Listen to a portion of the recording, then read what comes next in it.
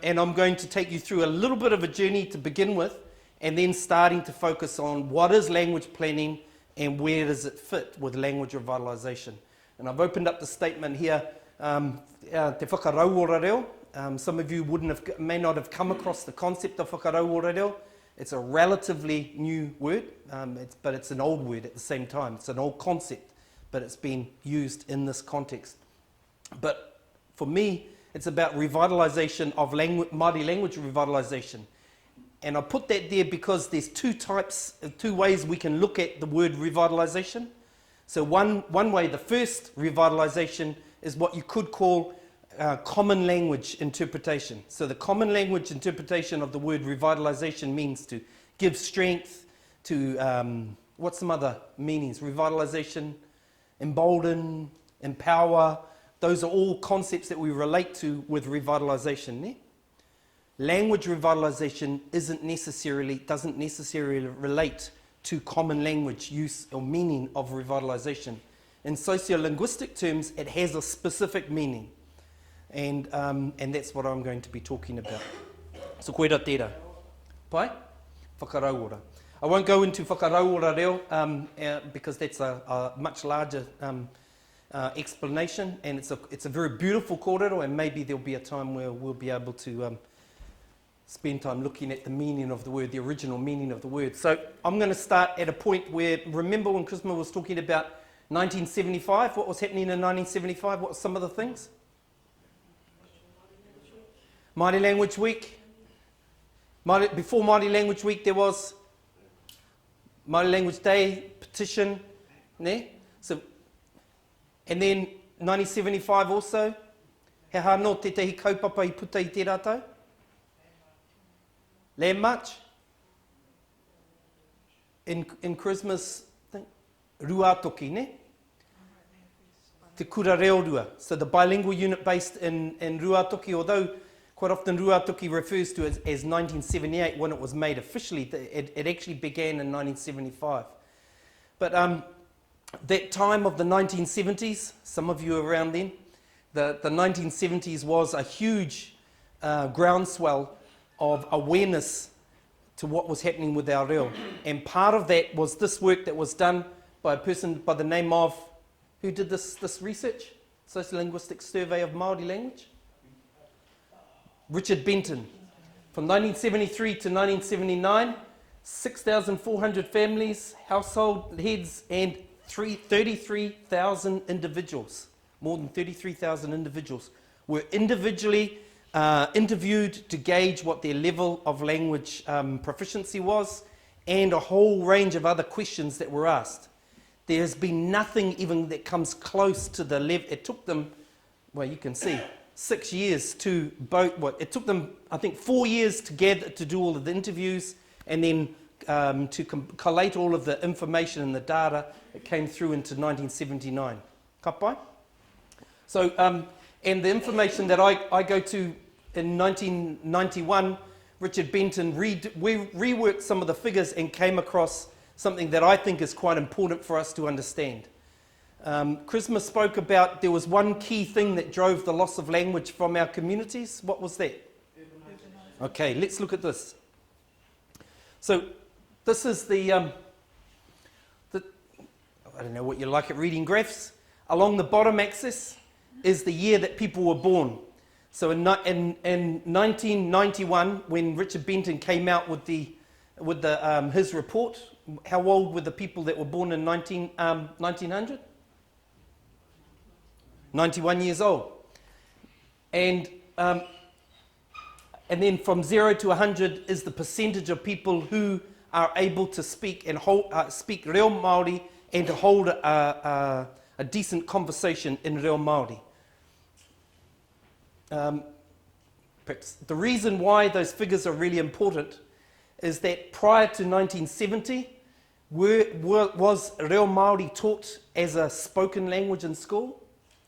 As far as I know, it wasn't. It was taught as an academic subject. So most people who learnt Māori at school learnt it as an academic subject, translation, writing in books. So very few people came out of school speaking Māori. So when we look at language proficiency through that period, you could pretty well say that the vast majority, pretty much everyone, learnt it from communities. That was the only other place that people were going to come into contact with reo Māori. And so it's an important set of data for us to understand when did Māori stop being, when was it that stopped being spoken in our communities. Most of us really want to know that. When did our whānau in our community, so the circles relate to locations. Ruakere is a location, but Tūhoe is an iwi. So some of them were identified by their location where they were, and they were also identified by their iwi, which give different results. For example, Ruakere is based in a location that is fairly isolated, ne Rawinia, reasonably.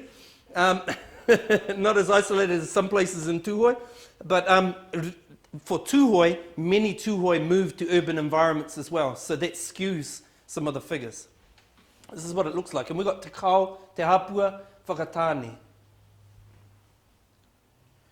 What we see here is a distinct drop-off from when?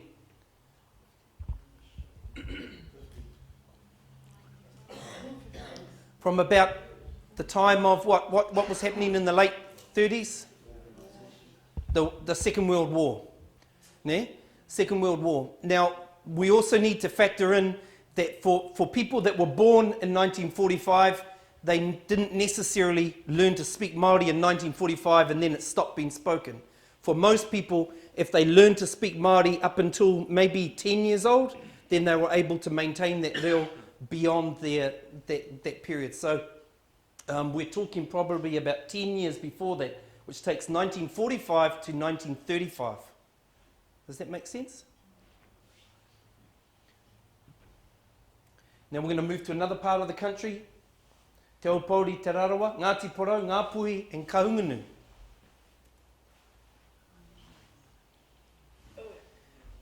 This is as clear as it gets to when Māori stopped being spoken in these communities. It's the evidence is absolutely clear. If you take about 10 years before that, that's when you start seeing the loss of language from the communities. And then we'll do one more. Tauranga, Rotorua, Taranaki Wanganui, Manawatu and Horowhenua. The sad thing is, Chris, is that, and those of you from Ngaitahu, they didn't actually go down to the South Island. And I haven't never asked Richard Benton as to why they didn't, but I assume it was because they didn't believe that they would come across enough people to be able to register any data in that of proficiency. So of all of the iwi that were identified within that survey, it was Horowhenua, Manawatu that were the lowest of the bunch. That's of the North Island.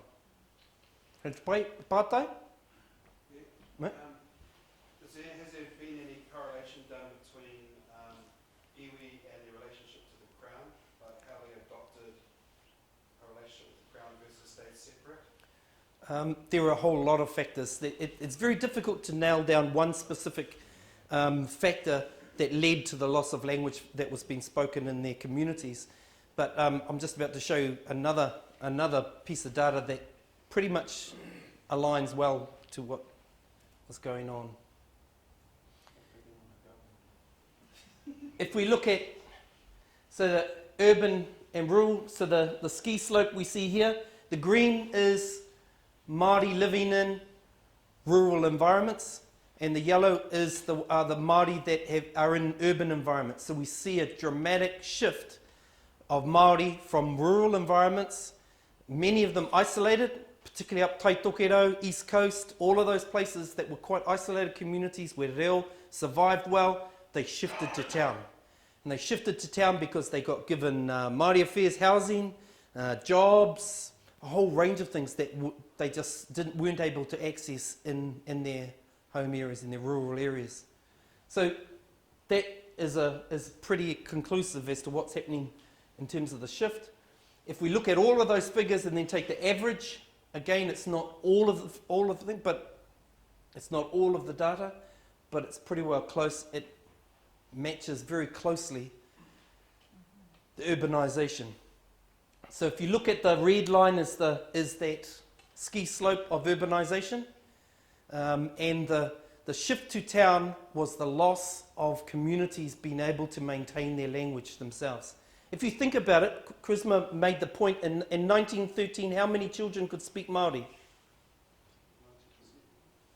90, 93, 90. 90%. And what year was the Gray's Ordinance? About that all Māori children needed to go to school and it needed to be taught in English? Gray's Ordinance was in 47. Compulsory education for kids in English wasn't until 1887. 1887. So even in 1887 with the punishing of children in schools, it didn't have an impact even in 1913. You're talking a good 20 years. 90% of the children are still speaking Māori. And why are they still speaking Māori? Because they're at home. Kui, koro, that's the reo being spoken in their communities. Now, and I'm not saying this for most people, and the perspective that's been put forward in many of our discussions around reo is that through the punishing of our parents, grandparents, great-grandparents in schools, that is the major reason why we lost our language. And that then puts the onus back on the government. The government did this, put the legislation in place, which then led to the loss of our language. It's not as simple as that. There's a whole lot of other factors. It's not letting the government off the hook, because there is definitely an impact of what the government did, such as the active moving of our communities away from the rural environment. They didn't just encourage them; they made it beyond. It was a no-brainer to move into town where you got a job, where you got a house, where everything was provided, schools, all those things. In rural environments, many of our whānau didn't have access to good services such as that. So there were many factors that led to the loss of language and loss of proficiency. However, the key factor is urbanisation, and that was driven by a whole lot of other factors as well. Kei te pai?